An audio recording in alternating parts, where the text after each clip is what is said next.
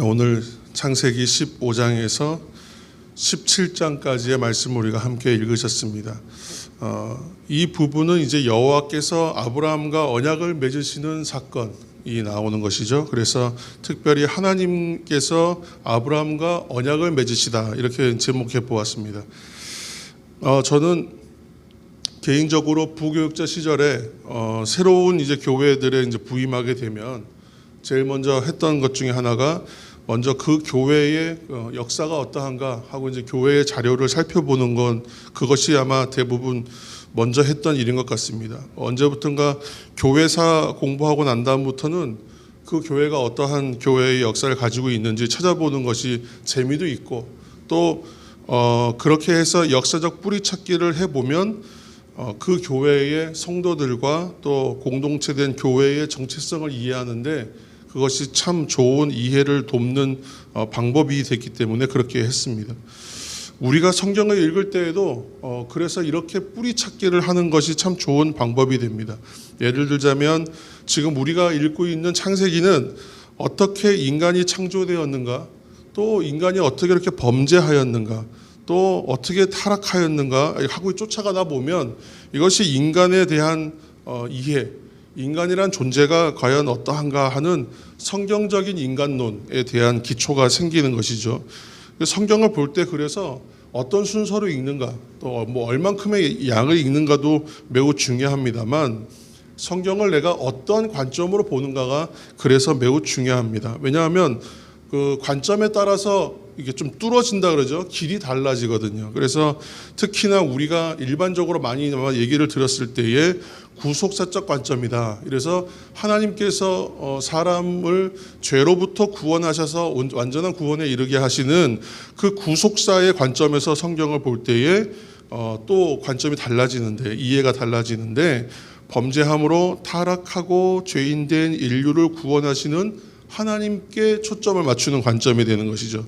그래서 오늘 본문을 읽은 부분들이 이제 아브라함의 언약에 대한 이야기, 특별히 하나님과 아브라함이 맺는 언약에 대한 이야기이지 않습니까? 그래서 하나님께서 범죄한 인간들을 향해서 베푸신 구속 언약, 구속에 대한 약속, 구원에 대한 약속이죠. 구속 언약의 실질적인 시작이 이 15장부터입니다. 그래서 하나님의 구원 역사는 노아의 언약의 일종의 준비 과정 같이 그 과정을 거친 다음에 한 사람 아브라함에게 집중되는 것입니다. 그리고 그의 후손들, 곧 이스라엘이라고 하는 하나의 민족을 통해서 하나님께서 대표 민족을 통해 구원의 샘플을 보여주시는 그것으로 이제 이야기가 흘러가게 됩니다. 이 아브라함 언약이 후에 모세의 언약이 되고 다윗의 언약이 되고 예수 그리스도로 완성되는 새 언약으로까지 흘러간다 하는 관점이 하나 있는 것이죠. 그래서 그것이 집대성된 게 마태가 기록하는 마태복음 1장에 보면 이제 그 42대에 걸친 족보 이야기가 나오는데 1장 1절로 함축돼요. 그게 그 한 절이 뭐냐면 아브라함과 다윗의 아들 예수 그리스도의 세계라.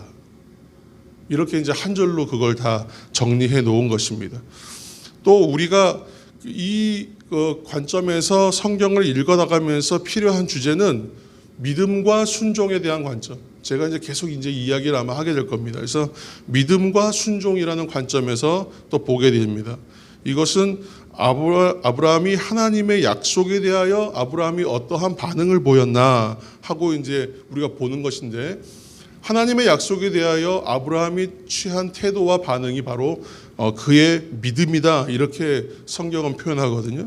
그러니까 약속에 대하여 반응한 것을 믿음으로 보는 것이고 그래서 이 약속은 구원에 대한 약속을 말하는 것이고 그러니까 약속과 믿음 또 구원과 순종 이런 관점에서 성경을 읽게 됩니다. 그래서 이렇게 하는 이유가 뭐냐? 그러니까 한쪽 면에서만 보면 단편적 이해가 되는데 양쪽에서 보면 양면적인 이해가 되고 또 다른 각도에서 보면 입체적인 이해가 되는 것이죠. 그래서 복음서가 마태복음, 마가복음, 누가복음을 공간복음이라고 해서 하나의 관점으로 묶어내고 또 요한복음을 따로 보지 않습니까? 그것처럼 예수님의 이 땅에 오셔서의 공생의 사역을 복음서를 통해서 입체적으로 볼 수 있는 것처럼 성경도 지금 15장과 17장을 두 장을 15장은 17장을 비추는 빛으로 또 17장은 15장을 읽어내는 빛으로 이렇게 서로 관점을 이렇게 서로 서로 이렇게 상반된 관계로 읽어내는 것이죠. 그래서 우리가 지금 15장부터 17장을 끊어서 읽는 이유는 그렇게 입체적으로 보기 위해서입니다. 그러니까 하나님께서 아브라함과 약속을 맺으시는데 15장에서의 약속과 17장의 약속은 제1단계 또 2단계 이렇게 생각하면서 읽어대면 조금 더 이해하기가 더 좋아지는 것입니다. 요약하면 하나님의 약속은 그 후손과 땅에 대하여 지금 15장의 약속이 있습니다. 그런데 굉장히 두려워해요. 잘 읽어보면 아브라함이. 왜냐하면 14장에서 그돌라오멜과 뭐 이런 전쟁을 했는데 이겼습니다. 이기긴 했는데 이러한 전쟁이 있다는 것이 굉장히 두려움을 주는 거예요, 사람이. 그래서 그 약속에 대하여 좀 뭐랄까요, 좀 반응이 시큰둥합니다. 그래서 그렇게 보면 하나님께서 이제 약속을 하셨지만 지금 실제로 후사도 없거든요. 자녀도 없는 상태인데 어떻게 자손을 뭐 이렇게 번성하게 하고 너 다음에 잘 될 것이다 이런 약속이 어떻게 이게 마음으로 다가오겠습니까? 그래서 하나님이 약속을 주셨음에도 불구하고 아브라함이 큰 실수를 하죠. 그것이 바로 16장에서 인간적인 방법을 통해서 자기가 자손을 취하는 것, 이것은 하나의 큰 실수입니다. 그래서 이 과정을 거친 다음에 17장에서 일명 이제 할례 언약이라고 하는 언약을 새로 맺게 되는 것이죠. 할례 언약은 뭐 우리가 잘 아는 것처럼 남성의 생식기에 그 포피를 자르는 것입니다. 근데 이것이 어떤 의미가 있느냐? 하나님께서 주시는 모든 생명은 하나님 손에 달려 있다. 그러니까 우리가 좀 이거와 비슷한 이해를 하자면 모든 생명이 호흡, 코끝에 있다라고 말하는 것과 동일한 것이에요. 그러니까 이 부분의 남성의 생식기를 이제 이렇게 좀 하는 이유가 이렇게 함으로 인해서 이 생명 자체가 생기는 모든 과정이 하나님 손에 붙잡혀 있다라고 생각하게 된다. 두 번째는 몸에 이것이 흔적이 남고 징표가 되지 않습니까? 그래서 하나님께서 이것을 잊지 않고 기억하신다. 이런 의미가 있는 것입니다. 이처럼 오늘 그 본문 15장에서 17장은 하나님과 아브라함의 언약을 이렇게 15장, 17장에 걸쳐서 두 단계로 설명하고 있는 것으로 이해할 수 있습니다. 먼저는 15장에서 언약식을 먼저 하시고 그 다음에 17장에는 할례로 이것을 완성하는 것처럼 이렇게 두 장에 서로 맞닿아 있는 것입니다. 이렇게 읽다 보면 성경의 입체적인 이해가 가능해집니다. 언약 체결의 과정에서 우리가 마지막으로 생각할 하나의 교훈은 이런 것이죠. 언약 체결이 아브라함이 완전하여서 하나님과 그와 계약하셨는가는 그렇지 않다는 것입니다. 왜냐하면 16장에서 보면 그런 실수를 하지 않습니까? 어떤 면에서 하나님은 아브라함이 가장 연약할 때, 자손도 없고 아직은 미약할 때 그때 찾아오셔서 약속을 하세요. 이 언약을 맺으심으로 어찌 보면 오늘날로 따지면 이렇게 이해하면 좋겠죠. 내가 신앙이 약할 때에 하나님이 나를 찾아오셔서 나의 신앙을, 나의 믿음을 북돋아 주신다. 그렇게 해서 격려하시고 자라게 하시는 거예요.